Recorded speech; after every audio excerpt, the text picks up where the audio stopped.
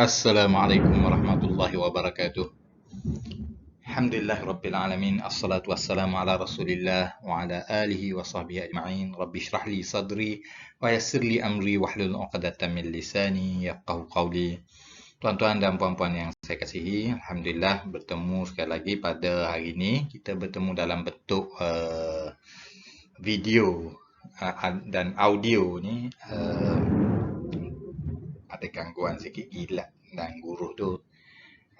Tak apa. Jadi pada hari ini kita akan bincangkan tentang siri ke-560 dengan ayat 99 dari surah Ali Imran, di mana Allah Subhanahu wa taala berfirman, auzubillahi minasyaitonirrajim, qul ya ahlal kitab.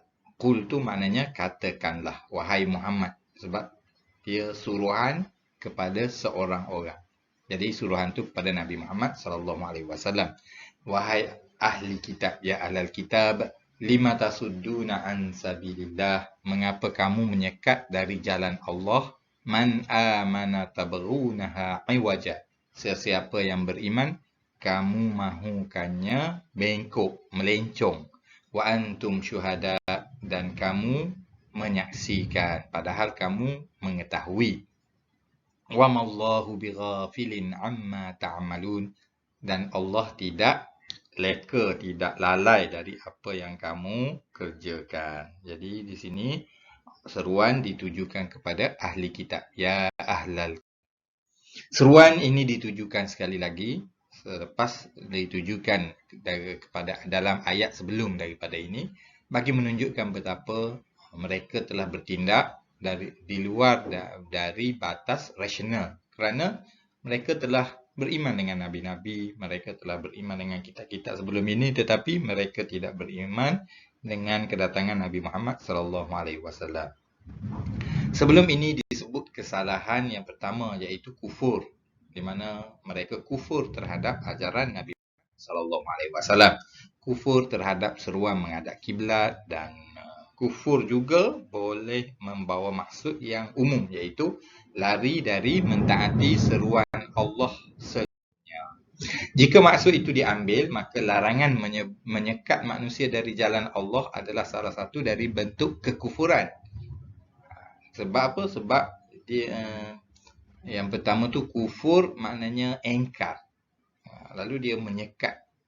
Engkar secara umum menyekat orang daripada jalan Allah, sejenis kekufuran atau kejahatan, sementara mahukan manusia tergelincir dari jalan Allah adalah sebahagian daripada aktiviti menyekat manusia dari jalan Allah. Jadi di sini kita lihat ya, ayat ini, gaya ayat ini memulakan sesuatu yang umum dahulu, kemudian menjurus ke arah yang lebih khusus agar pembaca lebih fokus dan memahami dengan mendalam.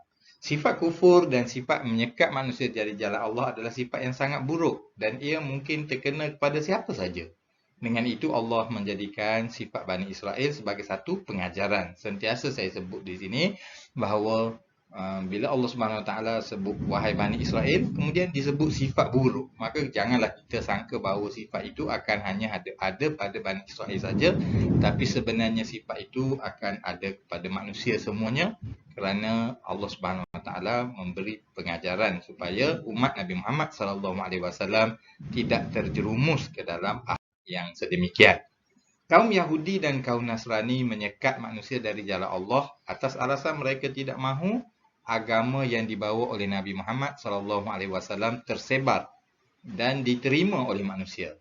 Namun demikian, dalam kehidupan akan ditemui juga orang yang beriman sendiri mungkin memiliki sebahagian dari sifat ini. Kerana apa?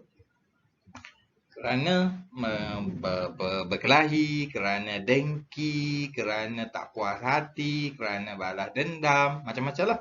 Tapi diambil tindakan yang bersifat demikian. Jadi kita kena faham bahawa nak marah macam mana pun janganlah kita buat perkara yang menyekat orang pada jalan Allah Subhanahu Wa Taala. Akan tetapi perlu diingat bahawa sebarang kerja atau aktiviti yang bersifat menghalang orang dari agama Allah adalah sifat yang buruk yang tidak sepatutnya ada dalam diri orang yang beriman. Hal ini ditegaskan oleh Allah Subhanahu Wa Taala di akhir rangkap ayat ini, di mana Allah Subhanahu Wa Taala menjelaskan bahawa Allah Maha mengetahui apa yang manusia lakukan. Mungkin juga ada yang terkeliru bila saya mengatakan bahawa kita tidak boleh menyekat orang pada jalan Allah. Tiba-tiba pada keadaan kita pada hari ini semasa saya buat video ini, mungkin ada kekeliruan kerana ada halangan daripada mengerjakan solat Jumaat seperti hari ini hari Jumaat, larangan dari berjamaah di masjid. Tapi larangan-larangan ini bukanlah menyekat orang daripada jalan Allah, kerana kita berdepan dengan coronavirus sekarang ini yang sangat bahaya. Jadi perlu ditegaskan bahawa larangan yang dikeluarkan oleh pihak berkuasa agar rakyat tidak menghadiri solat jemaah, solat Jumaat adalah larangan yang benar, dan ia tidak boleh dianggap sebagai tindakan menghalang orang dari agama Allah. Jangan ya. Dalam keadaan tersebarnya penyakit berjangkit ini, mereka yang melanggar larangan ini adalah orang yang melanggar ajaran agama. Walaupun dengan tujuan solat, kerana tindakan mereka itu boleh membawa bahaya kepada nyawa orang lain. Jadi begitulah agama Islam sebagai agama yang melihat secara rasional dan melihat secara ilmiah. Kalau penyakit itu penyakit yang tidak bahaya, penyakit yang tidak berjangkit, maka sudah tentu tidak ada sebarang larangan lah. Tapi nak buat macam mana, keadaan kita sekarang ni diuji dengan kedatangan virus yang sangat cepat merebak, maka mudah-mudahan kita sama-samalah menjaga kesihatan. Dengan kita sihat, maka banyak kerja-kerja kebaikan yang dapat kita lakukan. Setakat itu saja untuk kali ini yang dapat saya sampaikan.